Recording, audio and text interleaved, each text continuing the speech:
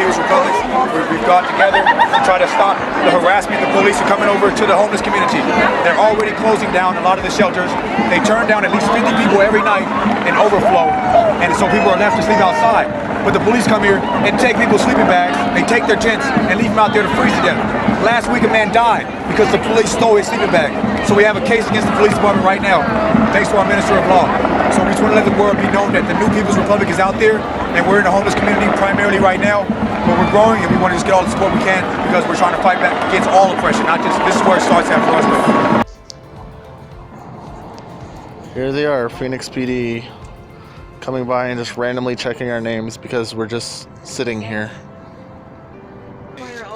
By camping here, you made a big issue because everybody's complaining. So this is draining our resources. We have to constantly come out here on calls, okay? So they're going to take care of it eventually, but in the meantime, you can't have your bedding down here. That's what I'm telling you, okay? Well, we got to do it to help us out too. So. Absolutely. We can get you help. Because they're all right. They don't want you. I see it. Very much. I don't know who's calling, but I make a call every. How you doing, buddy? I'm doing pretty good. How about you? I do. All right. Can I take a look at that? Sure.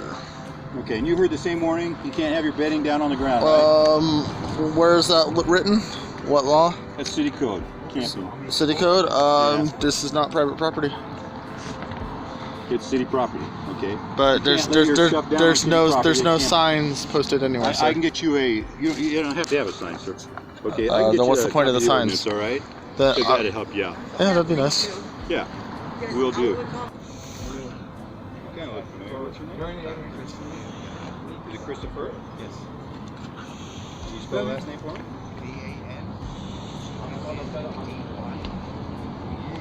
The city says that this encampment is illegal and they're going to have to clear out. Now, they have offered help to some, others have refused it.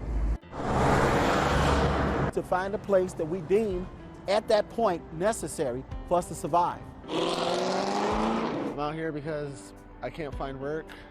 Job market's pretty bad. I can't get a stable living situation. Many drive on the streets of Phoenix every day, but Crystal Dodge calls the streets home, and she's not the only one. There's so many people out on this street every day, every night, so many people, and they're just sleeping on the sidewalk. It's sad.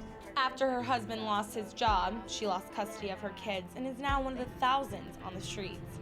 Central Arizona Shelter Services is where she tries to rest her head at night, but there are a lot of nights where a bed isn't available, and she says there's a huge need for more. Because there's a lot of homeless shelters out here, and I know every day it expands. I see new faces every day that come here. She says that the idea of a new shelter offering more stability could be just what the homeless community needs. They can't really find any jobs or anything because they don't really exactly have a stable place to stay.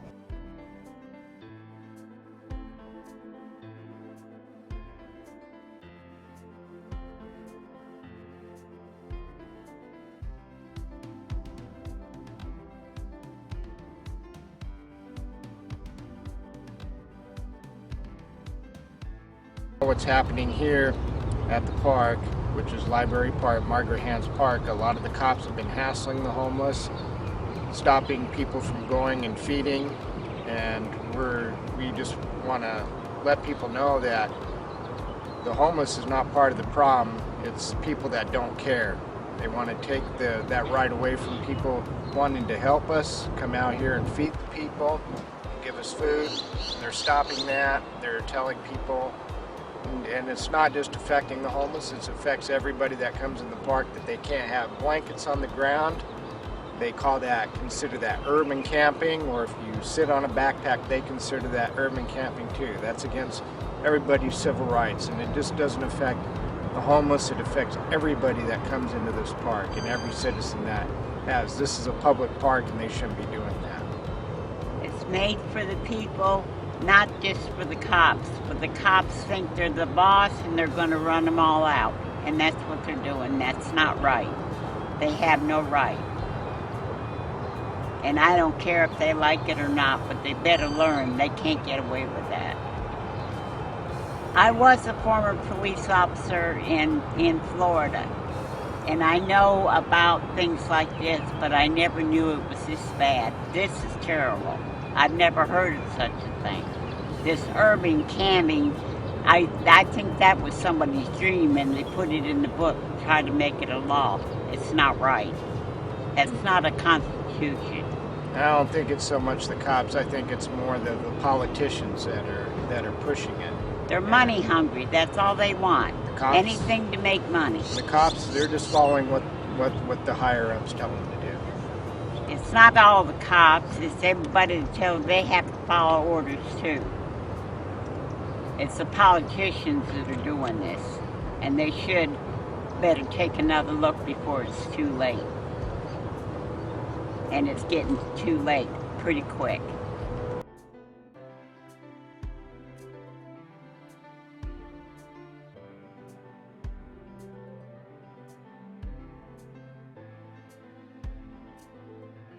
Now I'd like to call to order the January 10th, 2018 formal City Council meeting. Will the clerk please do the call of the roll? And the last speaker will be Shane Phillips.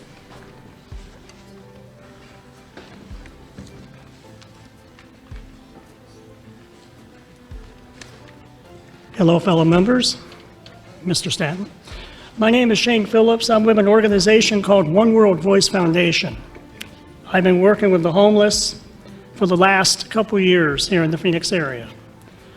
In 71, on the agenda today, the board and the mayor and this group of people here want to put a law against feeding the homeless, giving blankets to the homeless, giving clothing to the homeless.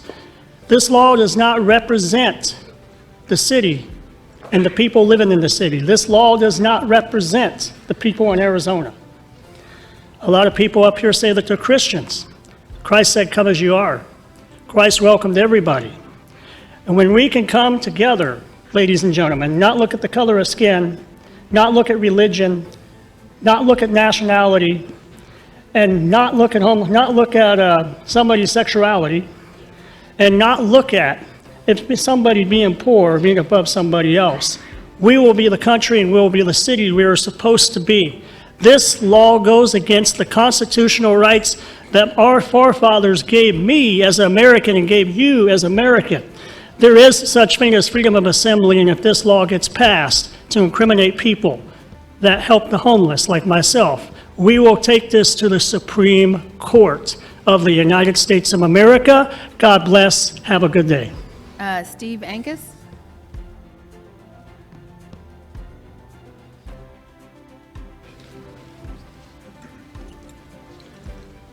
Hello, everyone.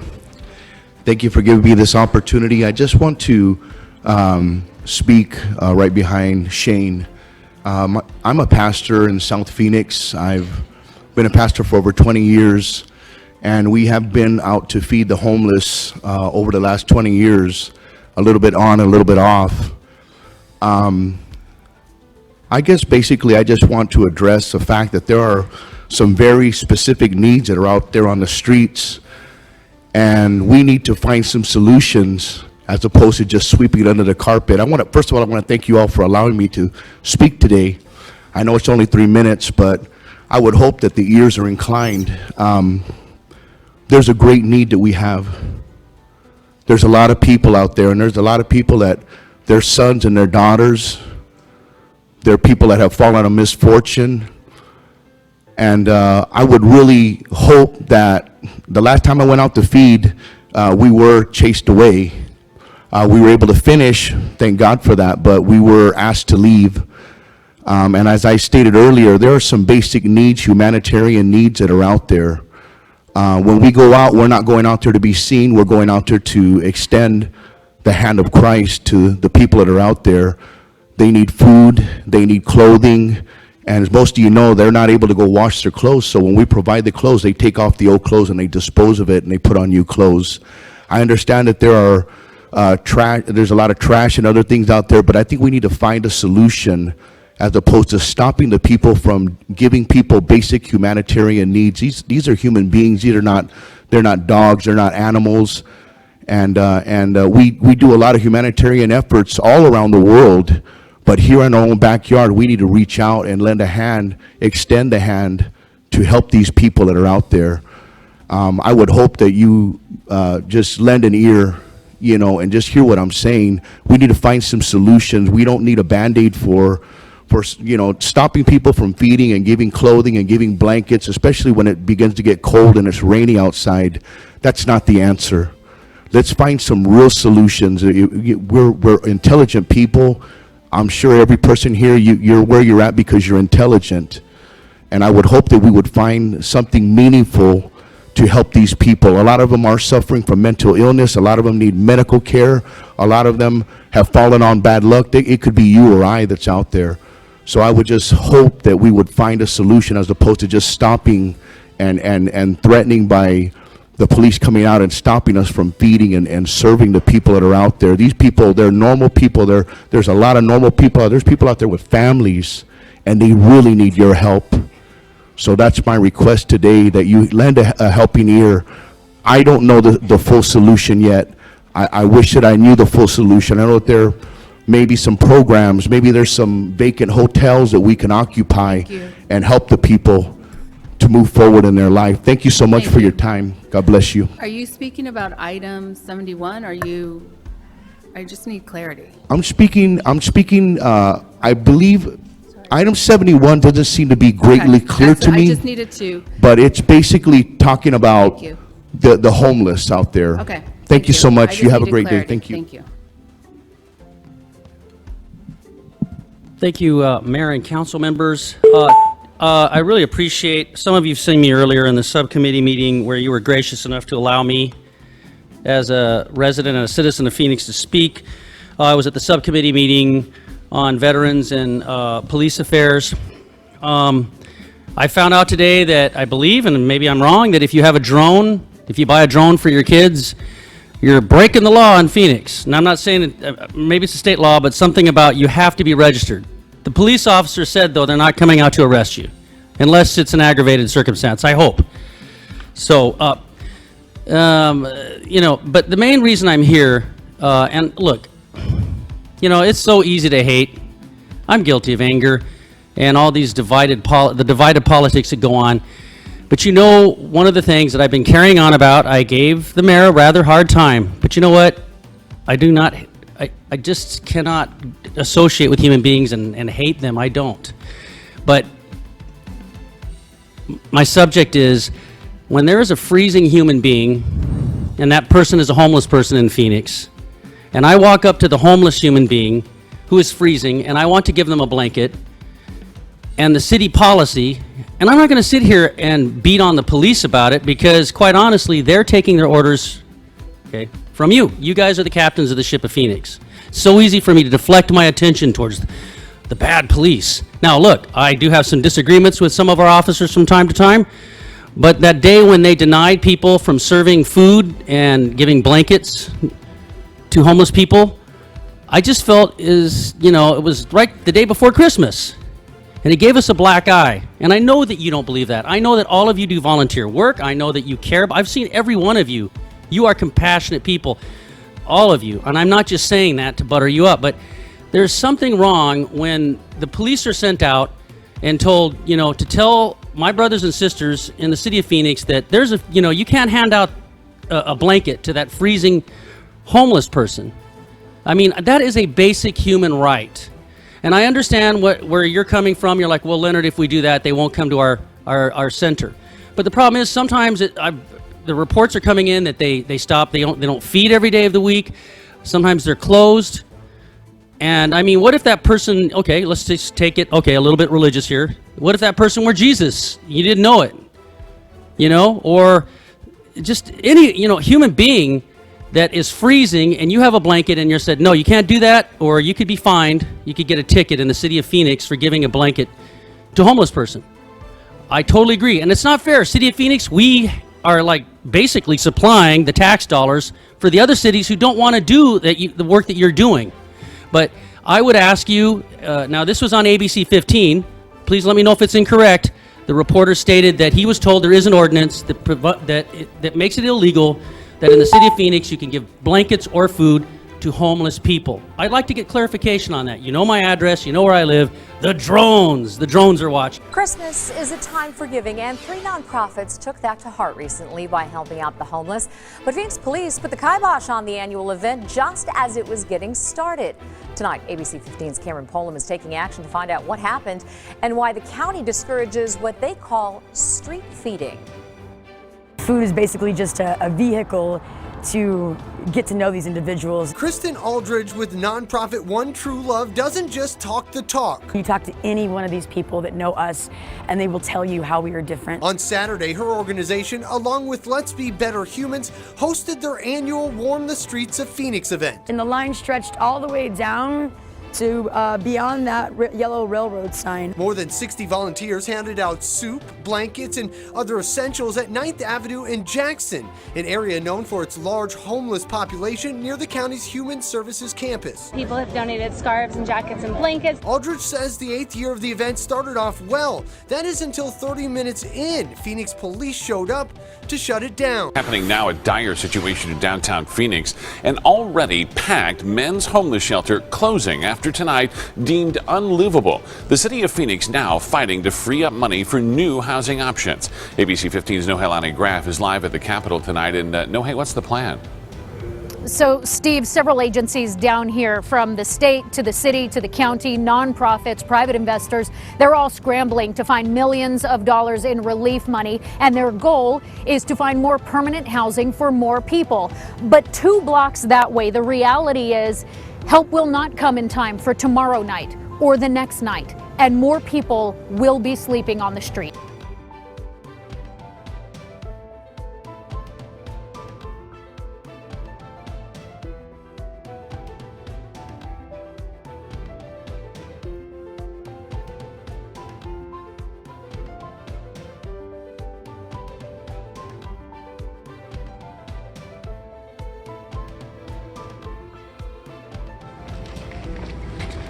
This is where I sleep. It's nothing much, but you know, my name is Savan, and I've been homeless for a while. And the way to get off the streets is to have a choice and never stop believing. You know, I'm faithful about what I do. It's nothing much, but I'm gonna get off the streets sooner or later. Maybe turn this place into something we can help people out with. I've been homeless for about 7 months, and what made me homeless is I like to help people, and I allowed people to stay with me in my own apartment, and they took advantage of me, and they got me kicked out. And for the reason of helping people, made me homeless. That means that the world is not always my friend, which I learned that deeply. But that doesn't mean change who I am. When they're passing these laws throughout the city of Phoenix and throughout the United States against homeless people, they don't realize that they're just not dehumanizing the homeless. They're dehumanizing the people that help the homeless. And it's our job to empower them, to show them that they have worth, to show them that they have value, because they're in such a society where they've been beat down every single day. And when that society doesn't give them a chance, it becomes very damaging and dehumanizing.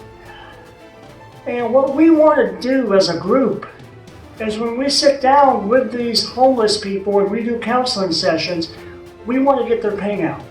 We want to let them know that they have value. We want to let them know that they have purpose, because they're in such a society where they're taught but they have no purpose, where they're taught but they don't have any value.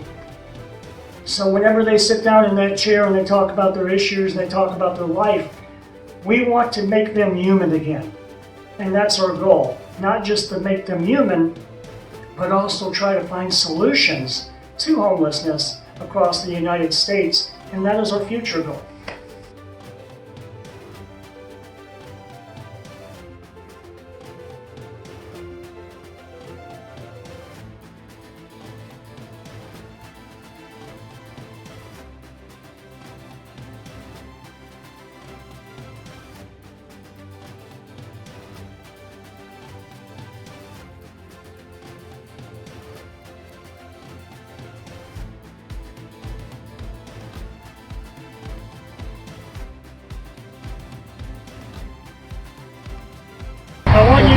write something that you feel good about yourself. What you see good in yourself, I want you to write. Every single good quality that you have about yourselves that you see. I just want you to write about the bad stuff. There's too much good stuff. There's too much good stuff. Like story. I want you to put your goals and aspirations down. And when you get done writing this stuff, I want you to fold this paper up and keep it. So when you're going through a rough time, when you're being beat down, I want you to look at that piece of paper and realize what's good about yourself and what's good about your future. There you go. Thank you so much for being out here today. Oh, it's my pleasure, dear. If you need anything, you let me know. Okay, we will. And I ask each one of you guys in the room today, Nataka niulize kila mmoja ambaye yuko katika kanisa hili leo. what do you have in your backpack? Kwenye huu mfuko wako umebeba nini? What's weighing you down in your backpack? Ni mambo gani ambayo yanakusukuma chini huku nyuma kwa sababu ya uzito? Who have you not forgiven that has weighed you down? Je, ni nani ambaye unataka kumsamehe ambaye anakusukuma nyuma? That has weighed you down with bitterness and anger. Huyo ambaye anakurudisha chini kwa sababu una hasira na una machungu. And that's what you got to ask yourself. Na hilo ndio swali ambalo nataka naweze kujiuliza. Now there's some people in this room that have a light backpack. Kuna watu katika kanisa hili ambao wana mzigo mwembamba, kwa si mzito. And there's some people in this room. Na kuna watu katika kanisa hili that have a little bit of stuff that could still climb the mountain. Wako na mzigo ile wastani lakini wanaweza kupanda mlima. And there's some people that have 3 or 4 backpacks they're trying to take up at the same time. Na kuna wale ambao wana mizigo karibu hata 4-5 wamebeba na wanataka kubeba zote kwenda. When you don't forgive somebody, usipomsamehe mtu, that's a backpack. I mean that's just like carrying 4 backpacks up a mountain. Hivi ni ndio kama umebeba mizigo 4 kwenye mgongo wako. You gotta let the backpack go. Lazima uachilie mzigo mmoja uende. It doesn't matter what somebody said. Haijalishi mtu alisema nini. It doesn't matter what somebody did. Haijalishi mtu alitenda nini. Because greatness comes from right here. Kwa sababu ukuu unatoka kwenye. Sean Phillips is a human rights activist and was awarded the Arizona Human Rights Nelson Mandela Award in 2013, and I was listening to him talk online when he was receiving this important award, and I was really humbled. And during the award ceremony, I just want to quote Sean Phillips. This is what he said, just to show the way he has passion and a big heart, a huge heart for Africa. That this award is not for me, but those in Africa.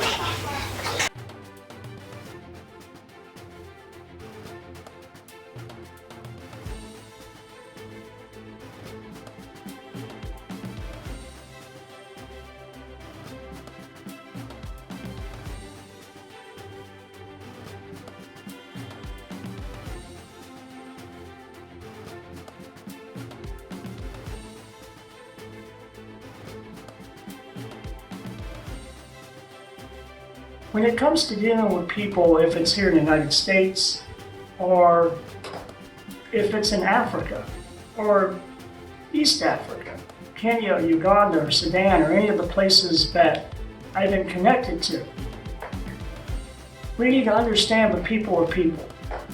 And I've dealt with genocide victims, and I've dealt with trauma victims, and I feel like it's always been kind of my job do the best I can to mend the broken and try to get them back on the track of life. And that's what we do to the homeless, as we want to show them value the same way, and we want to help them get back to their lives, and we want to find solutions. And if we can come up with the right solutions, we know that we can do some incredible work across this country and take a percentage of homelessness down across the United States. And we have to hide. So any stories about what the police have done since this new law was passed? Well, you know, on Monday, I had a lady come up to me. I was sitting in the back of the car. She said, ma'am, I bought some toiletries and toilet paper and some baby wipes in. Can you take them and then maybe, spread them to the people in the park? And I told her, sure. Then she wanted me to go to Walgreens to go shopping, and she spent $70 or $80 on food and drink and everything. Really sweet girl, younger girl, a Southern Baptist from Alabama. going to medical school, and she was just the sweetest person and said she's just going to come by and once in a while and check and see if we need anything. Because she said the day has come that people need to start treating the homeless just like their neighbor and treat them like a human being, because that's what they are. They're not some wild animal in the park or on the streets. Do you feel like the homeless have been dehumanized today? Oh, yeah. Yeah, definitely. Just the way we're talked to. We're talked down. The one cop that was here yesterday, Sterling, every word out of his mouth starts with an F, and he talks down to you and puts you down. And just, when are we going to be protective? Nope. They took a dog from us, too. They took a dog from him. We had a dog. We raised some money to have surgery done on this guy, and he was fine. He was in the shade. He was being cared for by Jerry. The cop said it wasn't his dog. They took the dog, but we never saw the dog again. They wouldn't let us have him. And I had custody of the dog, but I wasn't here. I was gone somewhere else. It was hot, and I left him here where it was cool and shady, and he was taken care of. We have come together to design what's called a hygiene packet. It's a 72-hour kit that are made both for those that are homeless and those that are not. Inside this kit, we have provided you with what we call a CML, Crisis Management List, that focuses on 3 major points.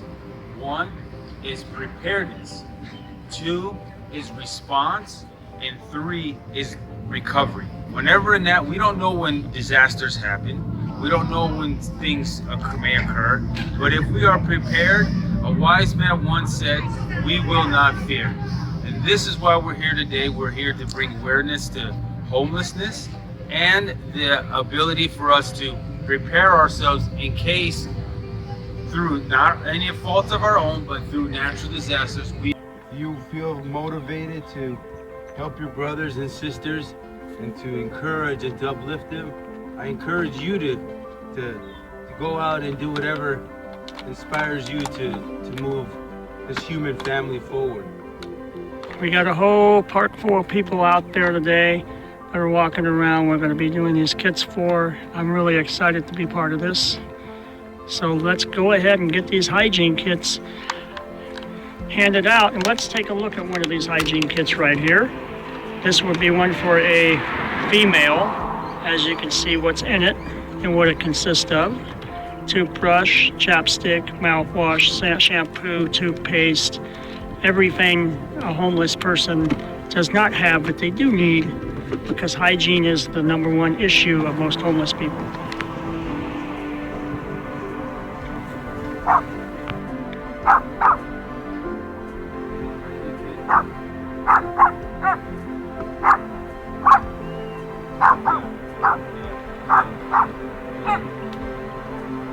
Just for a female.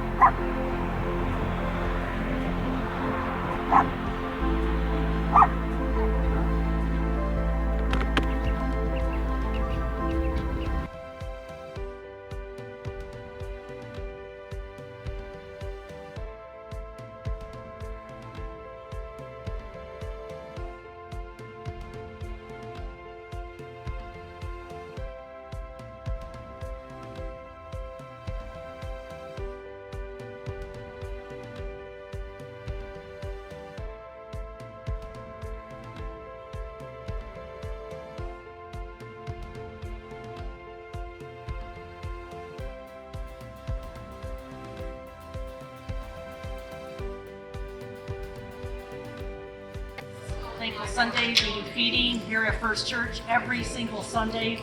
Dinner starts at 4. People know to show up at the gate. They're very respectful. They get good homemade food. They get clothing. They get hygiene. We have a medical team that treats their wounds if they need it. We have the city of Phoenix came through here and would like to do an inspection because they're trying to shut the feeding down. Basically, they're getting real tough on feeding and they're kicking everybody out of parks. So they're making us go overboard here to upgrade the kitchen, do all this extra work, because basically we had a meeting at the church here and the lady did make a comment from the city of Phoenix that they're trying to stop feeding the homeless. Now we're a church, we're a private church. We should be able to feed and not be shut down. We're all getting handlers permits. I'm making all my volunteers do everything. you know, how it's supposed to be done so that we don't have any problems. We have hot running water. We have just everything that we're supposed to be doing. We're doing it right. So let me- They want to shut our feeding program down. Let me get this right. So the city of Phoenix came in here trying to shut you down. Pastor James Pennington, actually, and questioned him about our feeding program.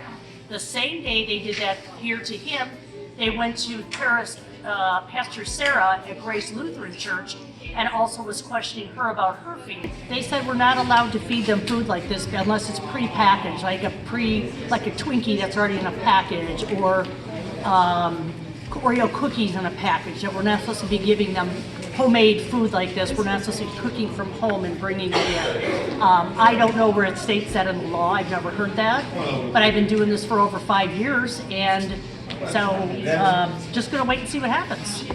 Yeah.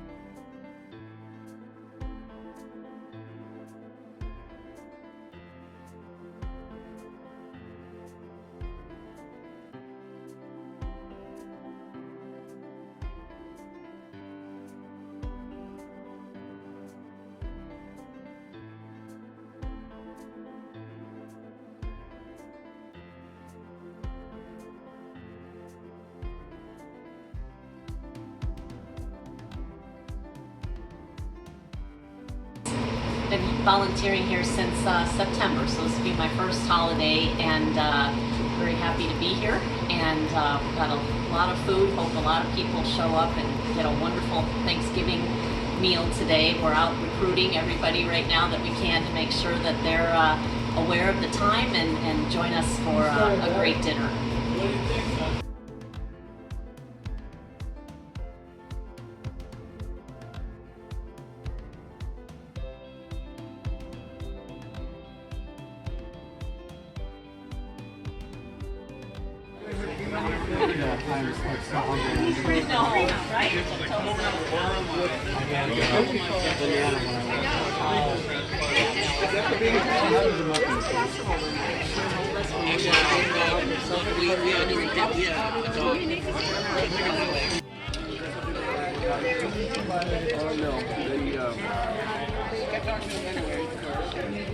That's why we're here.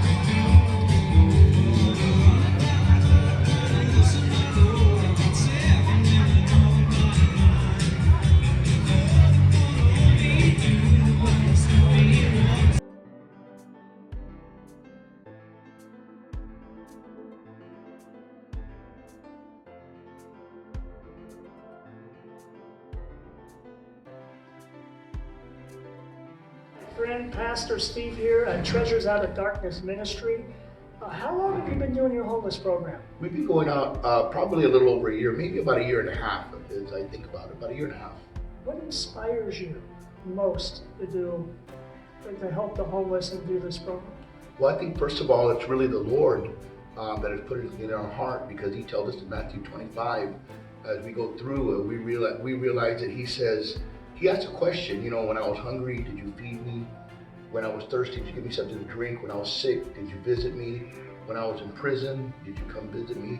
So I think based off of Matthew 25, that's what really inspires, but also just the love of people. I mean, just the love of the people that are out there, and you know that the people are, they're people's mothers, their fathers, their children.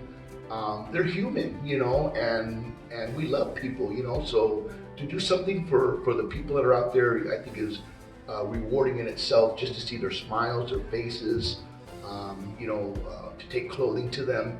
I think it's just rewarding within itself, just to be amongst the people. What do you think that we could do as a community to end homelessness, to help the situation, to find a solution?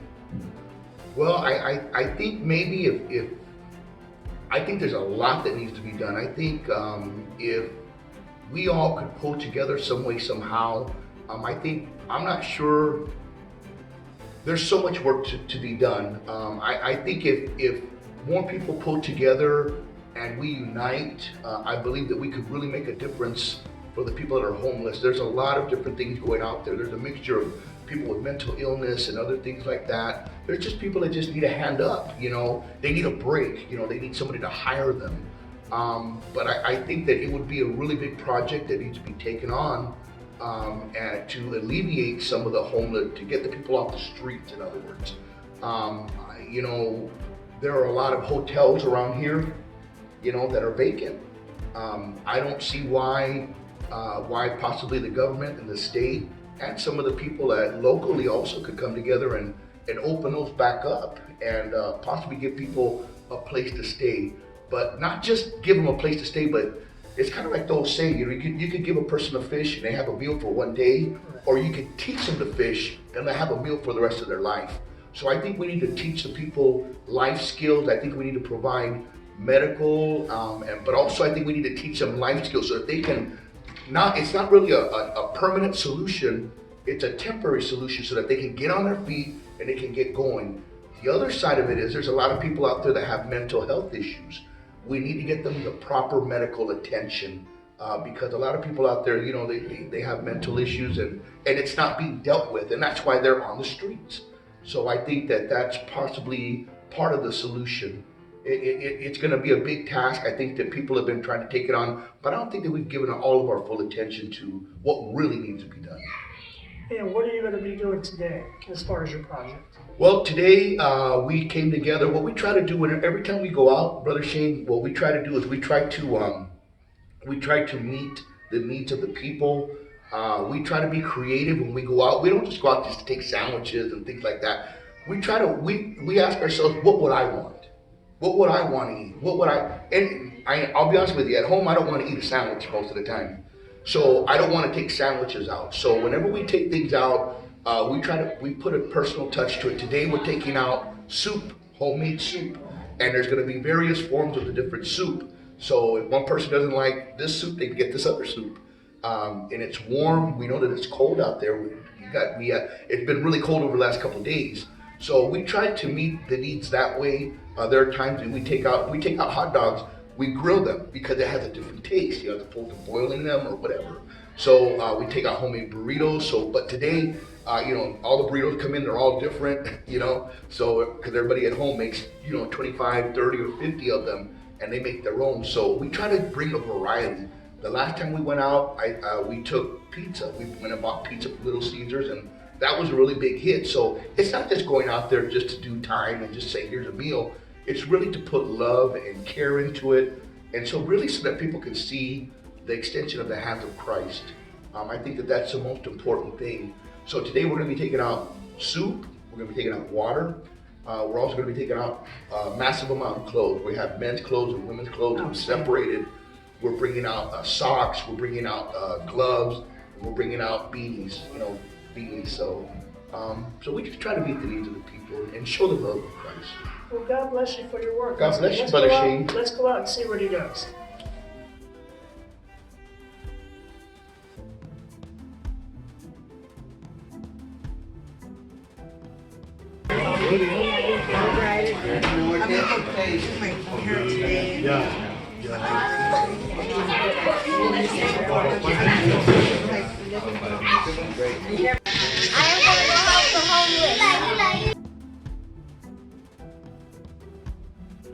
They have loaded up the truck with blankets, food, anything to give to the homeless today, they've loaded up the truck with. They got the van all loaded up with food, clothes, tables, everything they're gonna. When it hits the ground, it melts. It never does snow here. Right? Yeah. Water, we have homemade soups of all different kinds. So we'll need people manning the soup. So obviously the soups are gonna be different. People may not. I need gloves. Yeah. People may want different ones. We have to learn to allow them to come through and take their choice. Obviously the water's not that hard, but the other thing, we're taking out blankets. That whole truck is full of blankets. So we'll need somebody on the blankets, one per person. We have men's and a lot of men's and women's clothes. So we're gonna set up 2 tables of the men's. Excited to help the homeless today? Yes. Hygiene kits, but we're actually giving out today. We got a couple boxes inside the car.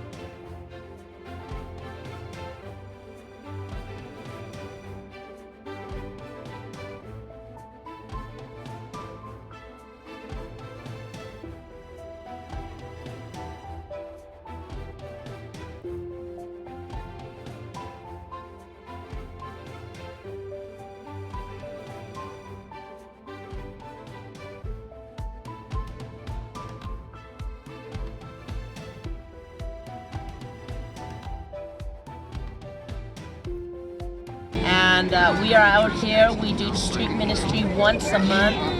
I am excited. Everybody's excited to be out here. We love the people here. We are just here to show the love of God.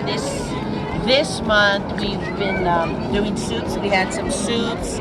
We had a variety of different soups. A lot of clothes, and the clothes are so necessary right now. It's cold out here. We brought new beanies and new gloves and new socks for whoever needed them. And we're just out here And I'm telling you, I just want to tell Treasures Out of Darkness Ministry, thank you, because we have an amazing team. We really, really showed up this time, and we are blessed. We're honored to serve the community and serve the people. And this is what we do. And if you ever want to come out to the street with us, you are welcome to come. We come out at the end of every month. Bye-bye, have a good day. Merry Christmas.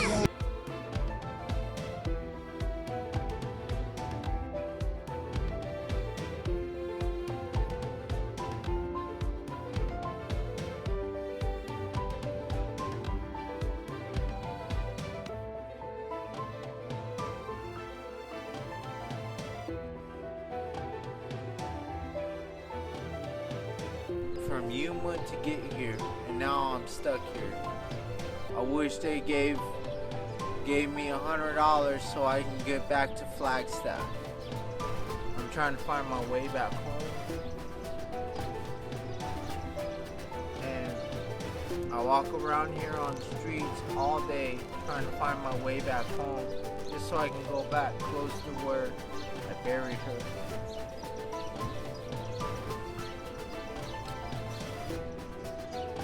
The pain hurts because I lost her. There's a lot of different Mama D's or whatnot, and but I am called Mama D in case you see my face and you know. Been here about 2 months from the East Coast, homeless, trying to get my birth certificate and social. I have income. A lot of the people out here, I've gotten so heavy on my heart, and it's affecting me emotionally. When I see the younger ones like this, I used to counsel teenagers. I've got a 21-year-old daughter that's beautiful, great, and praise God she's not in this type of situation. However, you know, me trying to talk with them, and I understand, and I know that they need help. I know that there has got to be where the, you know, we have to train, we have things that cost money, people don't have money.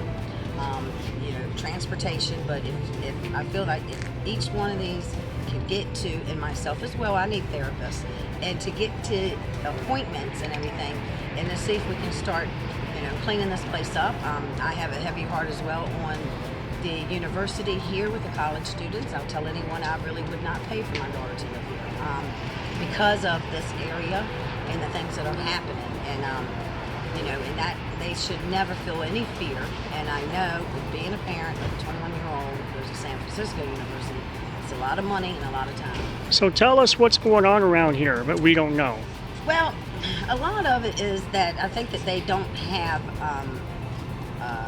you know, organization and places to go and things to do that are positive. Myself, you know, was in a mental marriage of negative, and I'm trying to get on that positive side, and you know, my 21-year-old is putting me there really, and I just feel like that if there was other things that could be done, whether, I mean, just as simple as bingo. I mean, we sit here, and with myself only being out here for 2 months, waiting on birth certificates and all, and we both have income, and you know, like my daughter said, for her to tell me that, Mom, my therapist said that homeless people get nothing done because they're homeless, and they're not, you know, whether it's ADHD, whether it's bipolar, whatever. I have a mental evaluation myself, emotional, all of this stuff, and you know, just as simple as bingo or anything of that sort that gives you a different smile than getting high, and next thing you know, your mental status is bad. People out here, they're falling on the grounds and all of these with these drugs.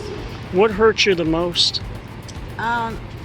Myself being too good, and I will, you know, I do. I go off if I happen to see someone that, you know, is doing something wrong that I helped. I will go, you know, and holler at them and stuff, and then they understand me and they'll come back and they, you know, okay with me.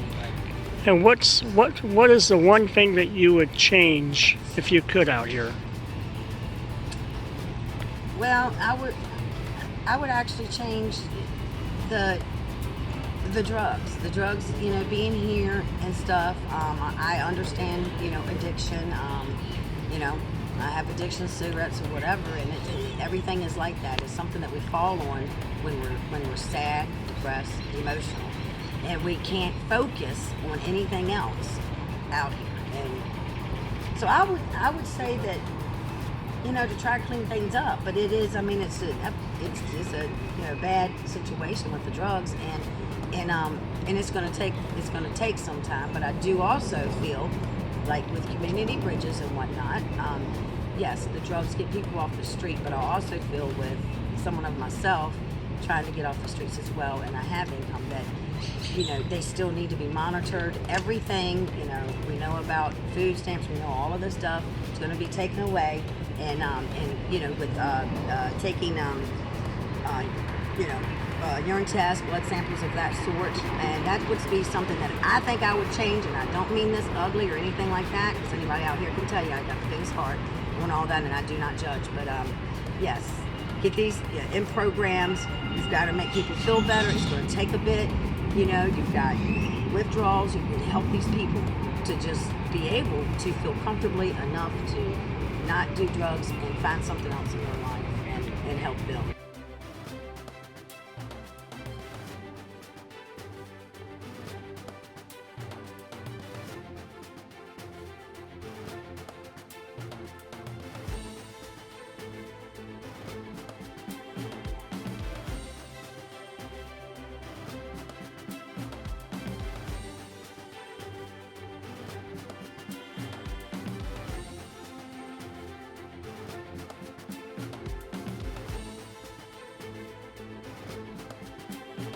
Mill Ave used to be a hot spot for the homeless to hang and sell their goods, but lately they are hard to find in downtown Tempe, and that may be because of a new ordinance passed by the City Council in January.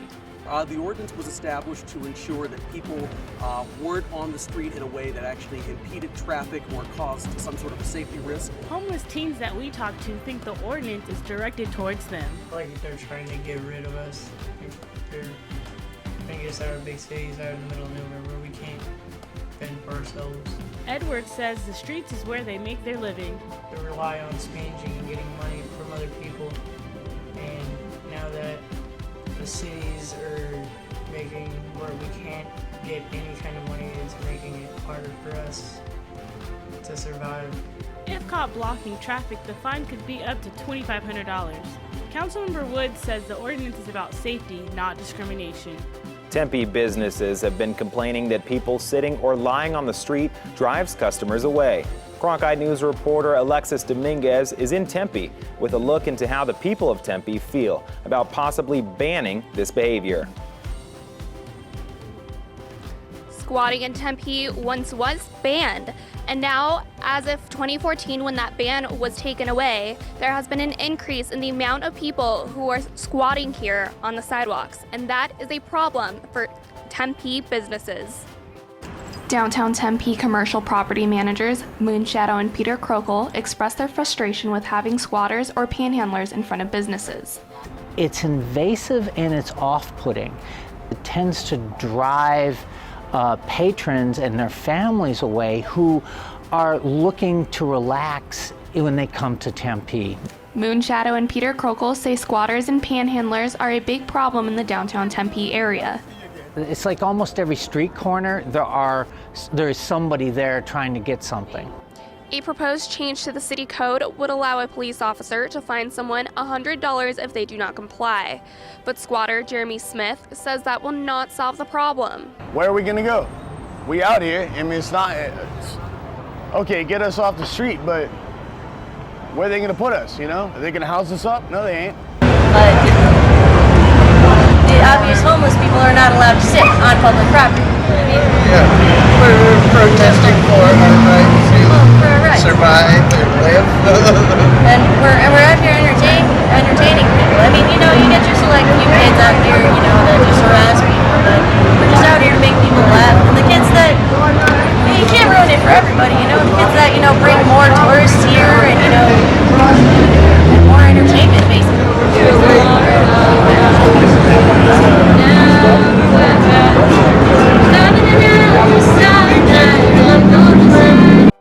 Let them sit! We won't quit! Let them sit! We won't quit! We're going to criminalize the homeless. The most vulnerable people in our society, the people who have nothing, we're going to fine them $100 for sitting on the sidewalk like we're doing now. That's what we're talking about. Criminalizing people for sitting down. shouldn't be a crime to be homeless. We all have a right to public space. Our streets! Who streets? Our streets! Who streets? Our streets! We won't quit! Let them shit! We won't quit! You guys know Get down! Get down! You fuck off, dumbass! Streets! Our streets! Who streets? Our streets! Who streets? Our streets! The city passed a very similar ordinance in 1998, and the U.S. Court of Appeals ruled that it was unconstitutional in 2000 here. There's only one resource center here for the youth. It only serves 18 to 25-year-olds. Streets, and I think we need to do it the other way. If we really wanted the homeless off the streets, first of all, you need to make more resources available, and then you'll have less homeless people.